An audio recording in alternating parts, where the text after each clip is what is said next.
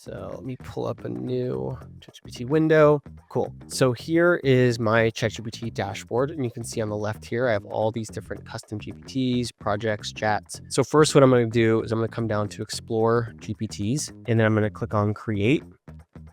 And then from here, there's a few fields to fill in, not all of which are necessary. You've got name, description, instructions, conversation starters, knowledge. This is your knowledge base. These are the files that you're going to upload that are going to, help you cater your custom GPT to be the expert at what you want it to be the expert at. And then for capabilities, we're going to turn off web search, canvas, and image generation. I generally don't use those capabilities, and I'm not going to for this custom GPT. So in this case, we are going to build a website designer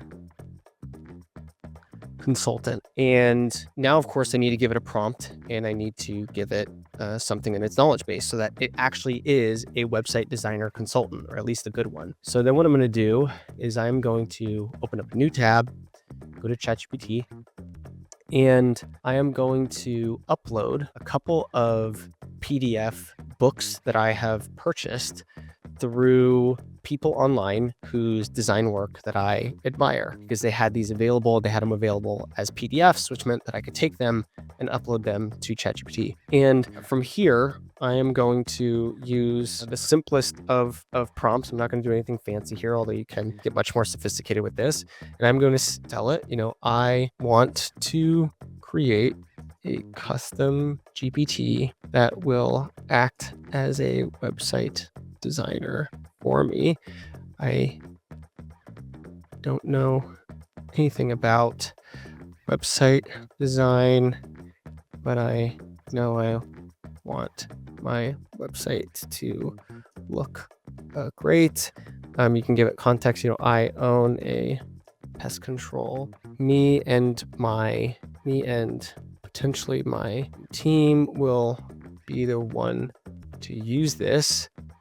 None of us are designers. We hire website design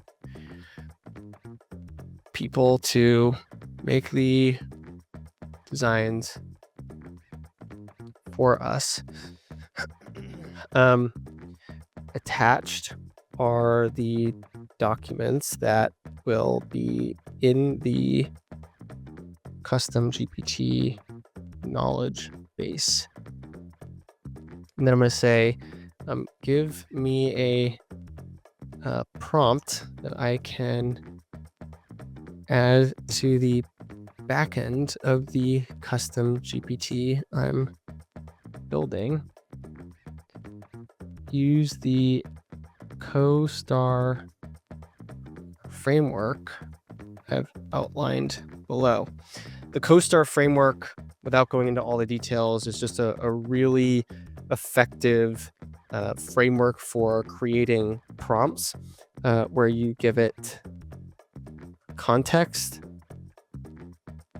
you give it the prompt, or you give the ChatGPT an objective, you give it style, tone, audience,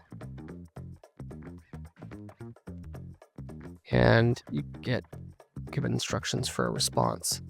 So now what I've done is I've given it some context about who I am, what my goals are, right? Context, objective. And I've also told it what I want the response to be, which is I want the instructions for the backend of the custom GPT that I'm building. So now I'm going to hit enter. And because it also has the context about the documents that I'm going to feed the custom GPT in the knowledge base, it can cater the prompt and understand its what it's going to be using in order to come up with a really good prompt for this, right? So now it's using the framework and it's coming up with everything that I need it to. And I generally one-shot this, meaning I typically don't have to do much, if any, adjusting when it gives me the prompt that I need back. Like it pretty much always nails it. And if it doesn't, then I can go back here and I'll click edit this, and then I'll reprompt it with whatever I could see that I didn't instruct it to do correctly. let's see. So then I'll take this and I'll throw it into the instructions. And something that I can never get the ChatGPT to give me back are these things, which are called delimiters. These are important because they separate sections in the language that ChatGPT speaks. So I always go back in here and I add them in.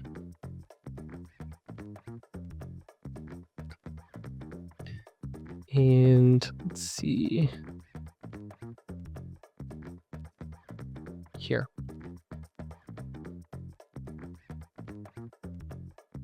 They're important for helping the ChatGPT understand that you're going to a different section now, that it needs to separate the context from the objective, and that everything that follows is centered around the objective. Like that's a very rudimentary way of sort of explaining it, and I'm sure there are more technical ways to explain it, but that's just the easiest way to think about it.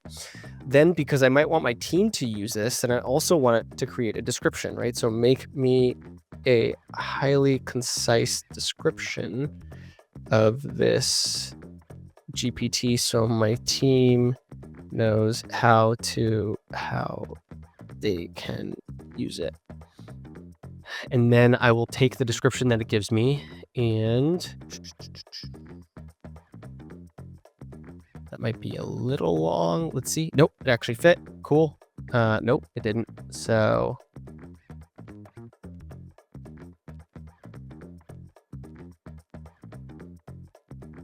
okay, if I remove that, that's good. So maybe I wanted to go back and actually get it to be more concise, but I'll just use, the front end of what it gave me. And then I'm going to upload the two PDFs that it gave me. And then I'm going to upload a photo. And in this case, I had created a UI UX. Like I actually had ChatGPT make this for me. So that's another thing you could do, is you could go back to ChatGPT and you could say, now create an icon for this GPT. And let's see if it tries to create an image, because now it has all the context about what the GPT is about. So now you can get it to create the icon that we'll use to represent the GPT in the sidebar here. And that's really it. And then you'll click create, and then you can click view GPT, and you're going to be able to use it instantly. If you have what you need in the knowledge base, and you have a pretty good idea of the direction that you want to take it, or at least you know what it is that you're trying to create out of this, it can really be that fast. And I create custom GPTs that fast often. And in this case, I had the PDFs I wanted to use in a folder on my computer, but it's also not that difficult to go and find the information that you need in order to create the expert GPT, right? So, just to give you an example of another way that you might collect the information you need in order to get an expert GPT, there are a lot of tools out there that are like YouTube transcript generator. And then you can come here and you paste the YouTube URL in, right? So let's say you really admire, I can't remember his name, the guy's over at Pest Badger, but then you can come here, you can go to, so maybe actually I'll look for Jonas Olson. Spell that right. Here we go. Jonas Olson videos, popular. Cool. So now I'm going to take this, I'm going to share it, then I'm going to come here, get free transcript. It's going to make sure I'm not a bot. And down here, let's get past all the ads. It's going to give me the transcript, right? Now it's copied. And now what I can do is I can go into my Drive folder and I can open up a new document and paste the transcript, take the YouTube video that I just copied. simply copy the title of the video in there, and then take this and download this as a TXT file, or continue to build it out with different transcripts, right? And I can make like a Jonas Olson. I can basically recreate Jonas Olson as an expert consultant for my pest control business. So I might go look at his YouTube channel and say, okay, what are all the most popular videos that he's created that are going to be relevant and helpful for me? Or maybe he's interviewed people who I want to act as my consultant. Now, in the back end of your custom GPT, there's a limitation right now of 20 documents. So you might need to consolidate those transcripts across 20 documents.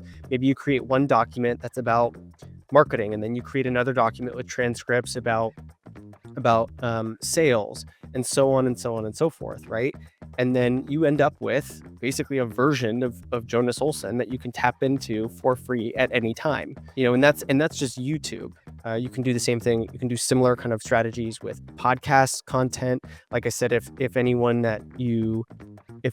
an expert out there who's published information or sells something that you can get the PDF version of, that you can take that PDF, you can upload that just like I did.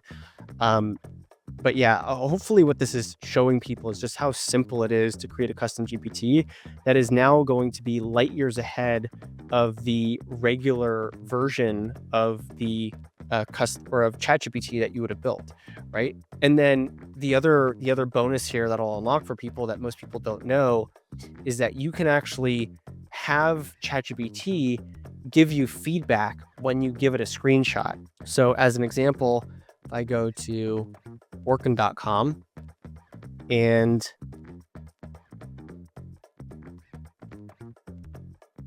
let's just say I use a tool called Awesome Screenshot. It's a Google Chrome plugin. It's totally free. And I'm going to download the full page. I'm going to download a screenshot of the entire home page, and I click done, and then PDF. And then I'm going to come here and I'm going to upload it here. I'm going to say, this is a competitor of mine. What are they doing well? What are they doing poorly in terms of design?